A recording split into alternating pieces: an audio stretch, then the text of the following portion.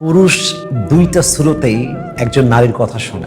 এক পুরুষ সেই নারীর কথা শোনে যাকে সে পছন্দ করে, যাকে সে ভালোবাসে, যাকে ছাড়া সে তার জীবনটাকে অচল ভাবে, অর্থাৎ তার লাইফ পার্টনার, তার কথা সে শোনে।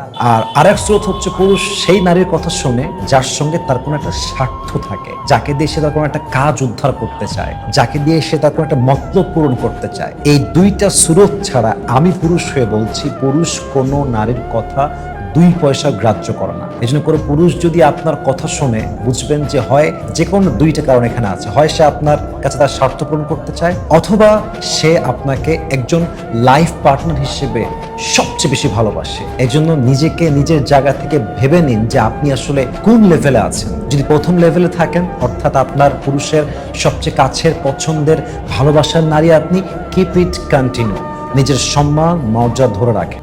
আর যদি আপনি সেকেন্ড ক্যাটাগরিতে আসেন, অর্থাৎ পুরুষ আপনার থেকে স্বার্থ উদ্ধার করতে চায়, মেহেরবানি করে কথা শুনছে বলেই পটে যাবেন না, সবকিছু দিয়ে দিবেন না, বিশ্বাস করে ফেলবেন না। যত দ্রুত সম্ভব, অ্যাজ সুন অ্যাজ পসিবল এখান থেকে বের হয়ে আসেন, দেখবেন যে আপনার জীবনটা নষ্ট হবে না ইনশাআল্লাহ।